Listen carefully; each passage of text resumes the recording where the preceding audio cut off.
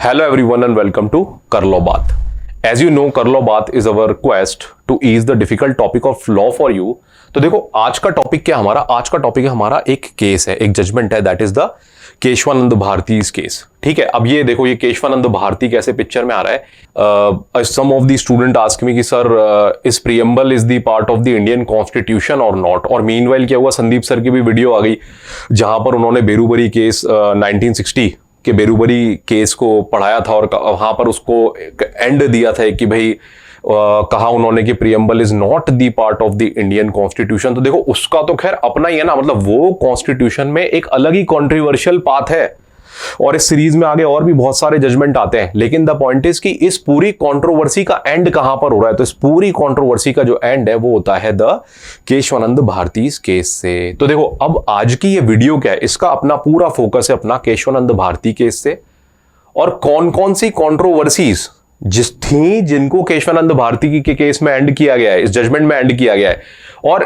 क्या वो एंड है या इससे और भी कुछ कंट्रोवर्सीज जो है वो आगे स्टार्ट होंगी. ठीक है, तो ये अपना क्वेस्ट है इस पूरे जो कॉन्सेप्चुअलिटी है उसकी अंडरस्टैंडिंग का. तो देखो सबसे पहले थोड़ा बेसिक बात करते हैं कि केशवानंद भारती केस एक्चुअली में है क्या. देखो पहले बेसिक बात बताता हूं. देखो ये केस आया था, इसका जजमेंट आया 24 अप्रैल 1973 को. ठीक है, अब क्या होता है भाई, क्यों फेमस है? फेमस इसलिए है कि सबसे इंपॉर्टेंट बात जो केशवानंद भारती ने कही वो क्या बोली कि the preamble is the part of the Indian constitution. देखो ये बहुत जरूरी बात यहां पर कही थी कि the preamble is the part of the Indian constitution. और देखो यहीं पर ओवर रूल करता है बेरूबरी केस के जजमेंट को, 1960 के जजमेंट को, जहां पर वो क्या कह रहा है, the preamble is not the part of the Indian constitution. अरे भाई अगर preamble he part of the Indian constitution नहीं माना जाएगा तो अपन बेसिक स्ट्रक्चर डॉक्ट्रिन और बेसिक स्ट्रक्चर थ्योरी को डिराइव आउट कहां से करेंगे भाई. बेसिक स्ट्रक्चर क्या है? बेसिक स्ट्रक्चर तो यही तो है कि the preamble is the part of the Indian constitution and whatever fundamental rights are being derived from the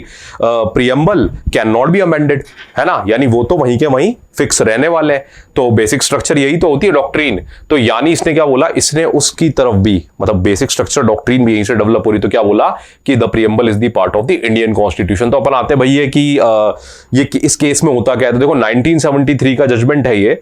ठीक है, 13 जजेस कॉन्स्टिट्यूशनल बेंच जो है वो यहां पर बनी थी and that bench was led by justice Sikri. ठीक है, और यहां पर क्या होता है, अब द पॉइंट इज कि क्या कॉन्स्टिट्यूशन में कौन सा आर्टिकल है जो ये पावर देता है कि अपन 13 जजेस कॉन्स्टिट्यूशनल बेंच बना सकते हैं. तो वो आर्टिकल 145 है. ठीक है, जहां पर ये पावर सुप्रीम कोर्ट को दी हुई है कि वो कॉन्स्टिट्यूशनल बेंच बना सकता है. लेकिन ये केस जो है एक लैंडमार्क केस है जहां पर आज तक की सबसे हाईएस्ट 13 जजेस कॉन्स्टिट्यूशनल बेंच जो है वो बनाई गई थी. देखिए तो अब क्या है, सबसे इंपॉर्टेंट पॉइंट क्या है, सबसे इंपॉर्टेंट पॉइंट, अच्छा एक पॉइंट मैं और ऐड करूंगा कि अगर संदीप सर की वीडियो नहीं देखी होगी बेरूबरी वाली तो पहले वो देख लेना. ठीक है, इसका फायदा तब आपको और बेटर होगा. तो चलो अब अपन अपने पॉइंट पर आते हैं कि देखो सबसे पहले बात मैं ये करूंगा कि भाई केशवानंद भारती केस जो है, तो इसमें ये केशवानंद भारती, मतलब इस केस के फैक्ट्स क्या है. देखो इस केस के फैक्ट ये है कि केशवानंद भारती कौन थे. देखो केशवानंद भारती एक मठाधीश थे. ठीक है, एक जगह थी केसरगढ़, एक जिला कह लो आप, एक केसरगढ़ नाम का एक जिला था केरला का. तो केशवानंद भारती क्या यहाँ के मठाधीश थे. अब ये मठाधीश थे तो क्या था, इनके पास आप समझ लो करीब जैसे एक जिले के बराबर जितनी जमीन ये इनके नाम पे है, इनकी है. ठीक है, अब देखो अब क्या होता है, द पॉइंट इज कि आजादी आ गई थी. तो आजादी के बाद हमारे यहाँ क्या एक जीरो लैंड पॉलिसी बनी. अब जीरो लैंड पॉलिसी देखो क्यों बनती है, इसके पीछे ना बहुत कारण है. ठीक है, इसके पीछे के कारण जानने के लिए हमको थोड़ा ना ब्रिटिश पीरियड में जाना पड़ेगा. और देखो जब अपन ब्रिटिश पीरियड में जाते हैं तो एक चीज वहां पर थी. ठीक है, लॉर्ड कॉर्नवालिस ने एक सिस्टम शुरू किया था जिसे बोलते थे द जमींदारी सिस्टम. अब ये सिस्टम लॉर्ड कॉर्नवालिस ने क्यों शुरू किया था, क्योंकि उनको लोगों से, किसानों से टैक्स किया होता था. तो टैक्स अपने को लेना है. तो देखो अंग्रेजी सरकार क्या करती थी, इलाके में जो सबसे दबंग और बाहुबली व्यक्ति है, यानी गुंडे ही कह लो, बेसिकली जो पावर रखते हैं लोगों से वसूली कर पाए, उन लोगों को उन्होंने जमींदार नियुक्त किया. अब क्या हुआ कि जो जमींदार थे उनका काम क्या था कि भाई जैसे मान लो मैं एक किसान हूं और मेरे पास मेरी जमीनें मेरी हैं, मेरी जमीन मेरे पास है, तुम्हारी जमीन तुम्हारे पास है, मैं एक किसान हूं, तुम एक किसान हो, अपने अपने पास अपने बराबर की जमीन है. अब ये जो जमींदार है ना, ये क्या करेगा, ये अपने पास आकर अपनी जमीन कितनी बड़ी जमीन है उस हिसाब से परसेंटेज वाइज अपने से टैक्स वसूलेगा. ठीक है, अब सिस्टम आज की तरह तो था ही नहीं, ग्रीन रिवॉल्यूशन तो आया नहीं था, ये different type of technology of farming उस समय की थी नहीं, तो क्या होता था, सब कुछ मौसम पे डिपेंडेंट हुआ करता। तो मान लो कभी सूखा आ गया, है ना, कभी जैसे अकाल आ गया, कभी मान लो बारिश आ गई, कभी बाढ़ आ गई, कभी क्या आ गया, तो पॉइंट क्या था कि भाई कभी तो फसल उगती तो अपन टैक्स दे देते, उतना दे देते जमींदार को, कभी क्या होता फसल नहीं उगती। अब जब फसल नहीं उगी लेकिन टैक्स देना तो मैंडेटरी है, अब क्या होता, जमींदार कहता कि एक काम करो, तुम अपना कुछ परसेंटेज ऑफ लैंड मुझे दे दो, तुम्हारे बदले में टैक्स के बराबर का अनाज ना मैं जमा करा दूंगा, यानी आप पैसे मैं जमा करा दूंगा अंग्रेजी सरकार को। अब सारी प्रॉब्लम देखो, लैंड का एनेक्सेशन, ये एक दूसरे तरीके का लैंड का एनेक्सेशन है जो अब शुरू होगा। तो सपोज मैं इस बार मेरे यहां कोई फसल नहीं होगी, तो मुझे बोला इतना टुकड़ा मेरे नाम कर दो आप, ठीक है, मैं इतना आपकी तरफ से इस बार टैक्स चुका देता हूं, नेक्स्ट टाइम उगेगा आप चुका देना कर लेना, अपन कहना ठीक है चलो उतना टुकड़ा दे दिया, आगे फिर ये कंटिन्यू हुआ, है ना। तो ये मेरा भी लैंड जा रहा है, तुम्हारा भी लैंड जा रहा है, इसका भी लैंड जा रहा है, उसका भी, तो अल्टीमेटली क्या हो रहा है, ले देकर हमें पता चलेगा कि साहब आजादी आने तक, है ना, ये जो जमींदार है एक्चुअली पूरी जमीन ही इनके पास है।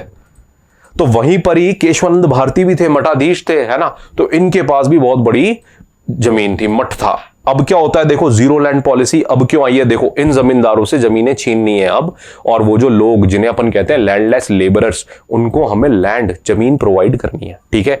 तो बेसिकली अब केशवानंद भारती की बारी आती है कि केशवानंद भारती जो है, इनको नोटिस मिलता है कि भैया हम आपका भी जीरो लैंड पॉलिसी के हिसाब से जो लैंड है ना, उसको हम, सरकार कह रही कि भाई उसको हम अधिग्रहण करेंगे और हम उनको फिर जो है लैंडलेस लोगों में हम उसे बांटेंगे, राइट।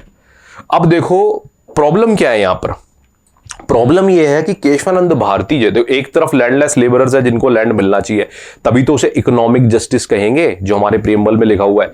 दूसरा पर्टिकुलर पॉइंट है, अब अगर केशवानंद भारती की बात की जाए तो केशवानंद भारती कह रहे हैं कि कॉन्स्टिट्यूशन में एक आर्टिकल आता है 19 सब क्लॉज एफ जो कहता है राइट टू प्रॉपर्टी, दूसरा आर्टिकल आता है 31 जो फिर से कहता है राइट टू प्रॉपर्टी, और तीसरा सबसे पावरफुल आर्टिकल जो केशवानंद भारती के फेवर में बात करता था वो था आर्टिकल 25, जिसके अंदर क्या बात हो रही है कि right to hold a religious property. तो केशवानंद भारती मठाधीश थे ऑफकोर्स, तो हिंदू रिलीजियस प्रॉपर्टी को होल्ड किया करते। तो देखो क्या हुआ, अब केशवानंद भारती, अच्छा तीसरा एक और इंपॉर्टेंट पॉइंट है, होल्ड तो कर ही रहे हैं लेकिन क्या हुआ, इनके फेवर में 1967 का एक और जजमेंट आता है जो था आईसी गोलकनाथ का केस। अब आईसी गोलकनाथ में फिर वही बात थी, आईसी गोलकनाथ भी बहुत बड़ा जमींदार था।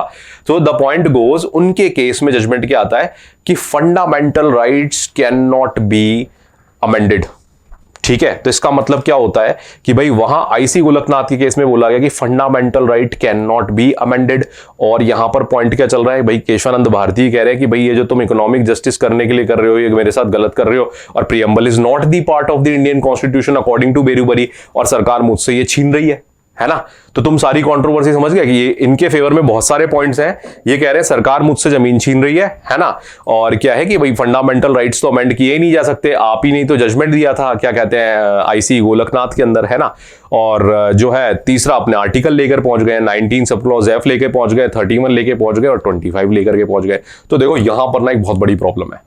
अब या तो हम क्या करें, सुन ले केशवानंद भारती को और जमीनें इनके पास ही रहने दे, और या फिर क्या करें, हम कोई ऐसा लैंडमार्क जजमेंट लेकर के आए जहां पर इस पूरी कंट्रोवर्सी का सॉल्यूशन मिल जाए कि भाई आफ्टर ऑल करना क्या है, प्रीएम्बल क्या होगा, ठीक है। तो देखो ये जो पूरी कंट्रोवर्सी है ना, इस पूरी कंट्रोवर्सी का अंत कहां है, इस पूरी कंट्रोवर्सी का अंत केशवानंद भारती के जजमेंट में है। जैसे अभी सबसे पहले अगर अपन देखें तो कौन कौन सी कंट्रोवर्सी है जिसको इसने एंड किया, सबसे पहले कंट्रोवर्सी जिसको इसने एंड किया, इसने सिंपल इस जजमेंट, यहां पर जजमेंट आता है preamble is the part of the Indian constitution, ठीक है।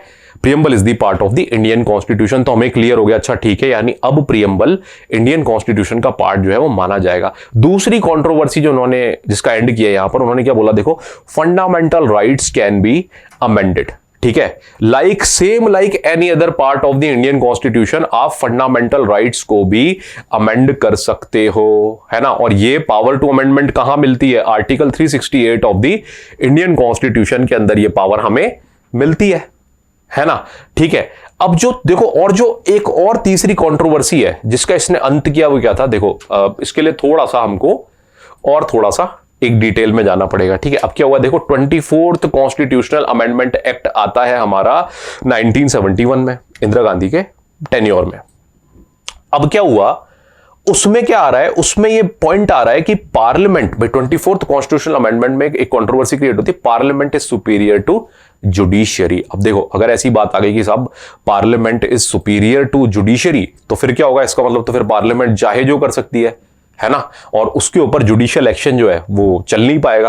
तो पॉइंट आया कि भाई parliament is superior to judiciary. अब इस पॉइंट का भी जो हम कहेंगे इस कंट्रोवर्सी का अंत भी यही जजमेंट करता है। और ये क्या, इस जजमेंट में क्या बोला गया, इसमें बोला गया कि देखिए जी parliament is not superior to judiciary, है ना, एंड बेसिक स्ट्रक्चर है ना कैन नॉट बी अमेंडेड। मैंने शुरू में भी कहा था कि बेसिक स्ट्रक्चर निकल के कहां से आ रहा है, क्योंकि इन्होंने खुद ही बोला है कि preamble actually is the basic structure and is the part of the Indian constitution. तो ये जो सारे के सारे कंट्रोवर्सीज थी ना, ये इसका अंत करता है अभी ये, ठीक है। अब आपके दिमाग में आ रहा होगा कि तो फिर और कौन सी फर्दर कंट्रोवर्सीज हैं जिसको स्टार्ट करेगा ये, है ना। तो इस पे अपन बात करेंगे अपने आगे आने वाले सेशंस में। So with this myself signing off, thank you so much, take care everyone.